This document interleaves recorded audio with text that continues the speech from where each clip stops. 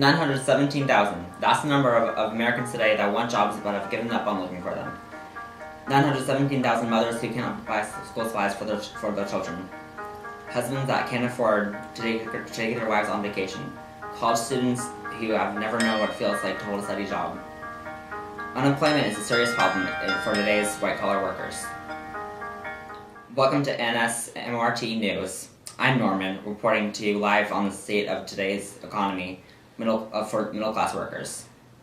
Stay tuned to hear the facts of unemployment issue and see us talk to a real victim of the problem. Let's go to Sally for the special report. Hello. Thanks, Norman. I'm standing here at the offices of the U.S. Bureau of Labor Statistics, where it has recently come to light that the unemployment rate of 2013 has fallen to 6.7%. Although the statistic is better than the 7% of last month, the January figure was expected to be much lower. Only 74,000 job opportunities were made available in the U.S., compared to the expected 200,000. Earlier this week, we received other news about unemployment when, surprisingly, the Republicans voted with the Democratic Party's movement to extend long-term unemployment benefits. Obama recently commented that nobody wants unemployment checks more than a job, referring to the fact that Congress's efforts, while well-intentioned, are not a permanent fix to the unemployment situation in the U.S. Congress's decision is a step in the right direction, but by no means is this the end. America still needs to find a serious solution to the economic trouble being faced presently. Beginning with the economic downturn in 2001, skilled white-collar workers have faced increasingly high levels of unemployment. White-collar workers are classified as educated individuals who have qualifications for professional or managerial jobs. White-collar workers are additionally defined by an average income of $50,000 or more every year. Today, over 20% of unemployed Americans are white-collar workers. White-collar workers who are not employed still face 10 to 12-hour workdays, usually including weekends and holidays. The search for a job never stops. Those who are unemployed must search for a job continually.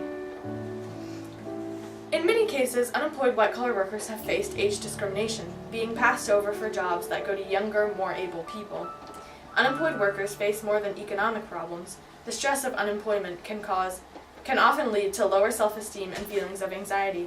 Several studies have shown that unemployment has led to higher risk of heart complications. College-educated white-collar workers often resort to taking retail jobs paying barely what counts as minimum wage. We can only hope the situation improves sometime in the near future. Back to you, Norman. Wow, it's really sad how many people have struggled with unemployment. Now we will hear from someone who has been personally affected by these issues. Here's Nellie with a future report. Thanks, Joe. I'm currently outside the residence of Miriam Johnson, a young woman who graduated from the University of Wisconsin in 2011. Like many young college students, she was eager to enter the job market and begin her life as a young professional.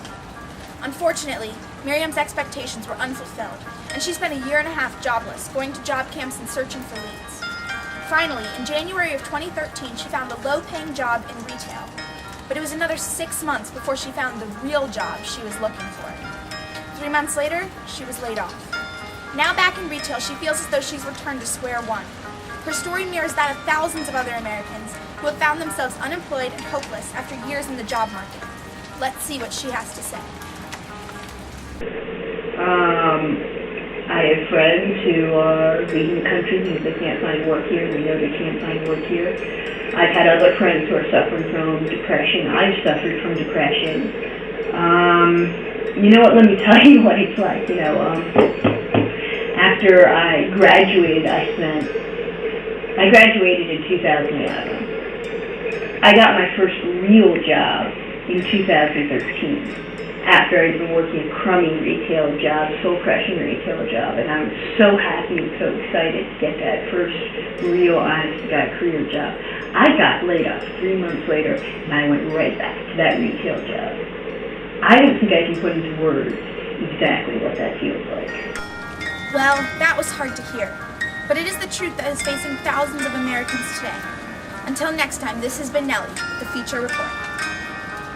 Thank you, Molly. Well, this has been one of our sadder podcasts, but unemployment is a serious problem that needs to be addressed. To all of our viewers out there who are unemployed and seeking for jobs, remember you aren't alone. And for all those who are employed, Let's be thankful for what we have, because there are people who have so much more. Until next time, this is Norman signing off.